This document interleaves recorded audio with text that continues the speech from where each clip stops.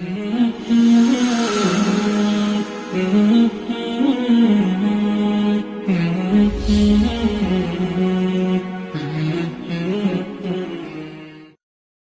للہ رب العالمین والصلاة والسلام علی سید الانبیاء والمرسلین وعلی آلہ واصحابہ ومن تبعهم بإحسان الی یوم الدین، اما بعد۔ معزز ناظرین، آج اس اہم مسئلے کی طرف میں آپ کی توجہ مبذول کرانا چاہتا ہوں،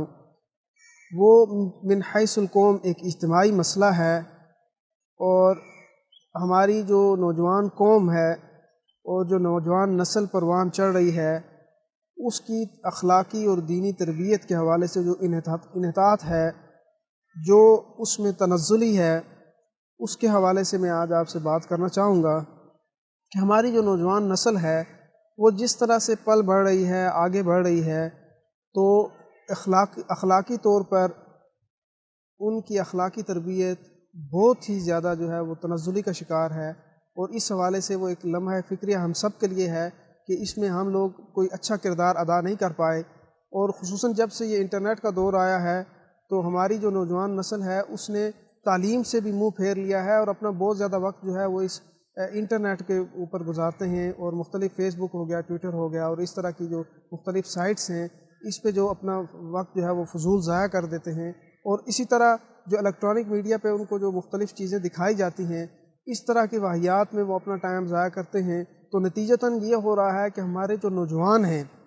وہ تعلیمی میدان میں بہت پیچھے رہ چکے ہیں، اور ابھی جو حالیہ پچھلے سال کا جو ہمارا CSS کا رزلٹ آیا ہے اس میں ہمارے پاس جو اسامیاں تھی وہ 500 تھی، اور اس میں پاس ہونے والے طلباء جو ہے وہ 200 تھے۔ یعنی ہمارے تعلیمی نظام کا انحطاط یہاں تک آ گیا ہے، اور اس میں ہم سب برابر کے شریک ہیں کہ ہم نے نہ صرف ان کی اخلاقی تربیت بلکہ ان کی جو تعلیمی کیریئر تھا اس پہ بھی جو ہے توجہ نہیں دی ہے۔ اس میں والدین، اساتذہ، علماء کرام اور سب کو ابھی مل کر ایک کردار ادا کرنا ہوگا تاکہ ہمارے معاشرے کا نوجوان جو ہے وہ اپنی تعلیمی میدان میں بھی اس کا بہتر کیریئر بنائے، اور اس کے علاوہ اخلاقی تربیت کے حوالے سے بھی اس کا ایک مقام ہو، معاشرے میں اس کا ایک مرتبہ ہو، اور تاکہ یہ معاشرہ ہمارا خوشحالی، امن اور سکون کا ایک مرکز بن سکے۔ اگر ایسا نہ ہوا تو پھر ہوگا یوں کہ جو ہمارے معاشرے میں جس طرح نوجوان نسل بڑھ رہی ہے ان کی اخلاقی تربیت کوئی نہیں ہے، اور ان کے اندر بہرا روی اتنی زیادہ عام ہو چکی ہے کہ ان کو خود بھی پتہ نہیں ہوتا کہ وہ کیا کرنا چاہ رہے ہیں اور کیوں کر رہے ہیں۔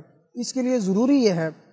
کہ پہلے سے کونسلنگ کا عمل کیا جائے کہ نوجوان کو پتہ ہونا چاہیے کہ میں فلاں شعبے میں جا رہا ہوں، فلاں جگہ پہ جا رہا ہوں، میں اس کو جانے کا مقصد کیا ہے، اور اس کے ساتھ ساتھ جب اس کی تعلیمی کیریئر اس کا بہتر ہو رہا ہے تو اس کے ساتھ ساتھ اس کی اخلاقی تربیت پہ توجہ بہت ضروری ہے۔ پہلے یہ ہوتا تھا کہ والدین کی بات جو ہے وہ نوجوان سن لیتے تھے، تو آج کل یہ جو ایک بغاوت کا عنصر ابھر اٹھا ہے کہ بڑوں کی کسی بات کو توجہ ہی نہیں دینی، اور ان کو کہنا ہے جی کہ ابھی نیا دور ہے، نئے چیلنجز ہیں، آپ کو کیا پتہ زندگی کیا ہوتی ہے، تو یہ بھی ایک غلط بات ہے۔ یعنی ایک آپ نوجوان کی رائے کو سامنے رکھنا چاہیے، لیکن یہ مطلب نہیں ہے کہ بالکل انہی کو سب کچھ ان کے حوالے کر دیا جائے، تو پھر یہ ہے کہ وہ ان کا جو مستقبل ہے، ان کا جو فیوچر ہے وہ بالکل تباہ ہو کے رہ جائے گا۔ اس لیے ضروری یہ ہے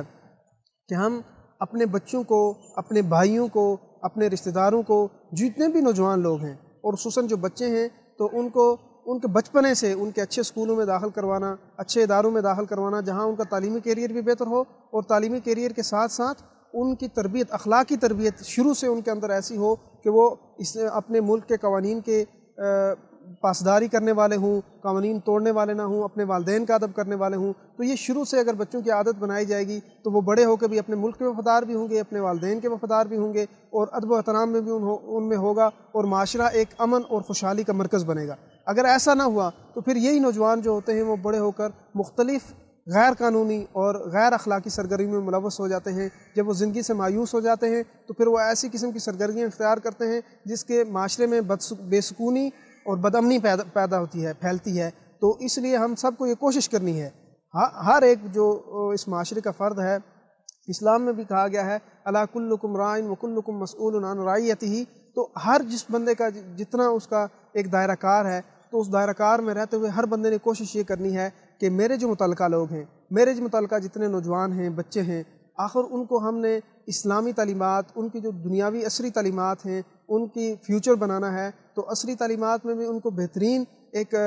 ان کا فیوچر بنانا ہے، ہم نے ایک بہترین ادارے کا انتخاب کر کے اور اس کے ساتھ ساتھ دینی اور اخلاقی تربیت گھر سے، مسجد سے، مدرسے سے، اسکول سے، ہر جگہ کو اس کا مرکز بنا کے ہم نے یہ کوشش کرنی ہے کہ ہمارا نوجوان جو ہے وہ ضائع نہ ہو جائے. اور جو نوجوان نسل ہوتی ہے وہ کسی بھی قوم کی ریڑھ کی ہڈی ہوتی ہے، تو جب ریڑھ کی ہڈی کمزور ہوگی تو پوری قوم جو ہے وہ کمزور ہوگی. اس لیے ہمیں کوشش یہ کرنی ہے کہ اپنی اس نوجوان نسل کو اپنے اکابرین کا، اپنے بڑوں کا، اور خصوصاً نبی کریم صلی اللہ علیہ وسلم کی جو تعلیمات ہیں، ان کی جو سنتیں ہیں، ان کو ان تک پہنچانا ہے، ان کے اندر شوق پیدا کرنا ہے کہ وہ ان پر عمل پیرا ہونے کی کوشش کریں اور ان پر کٹ مرنے کے لیے تیار ہو جائیں. اور ساتھ ساتھ وہ جو ہے کہ ان کی اخلاقی تربیت اتنی ہونی چاہیے، ان کی شعوری تربیت بھی اتنی ہونی چاہیے کہ وہ ملک کے وفادار بھی ہوں، اپنے معاشرے کے وفادار بھی ہوں، اپنے والدین کے وفادار بھی ہوں. تو اس کے لیے ہم سب کو اپنے اپنے دائرہ کار کے اندر کردار ادا کرنا ہوگا. اللہ تعالی ہم سب کو عمل کرنے کی توفیق عطا فرمائے. وما علینا الا البلاغ.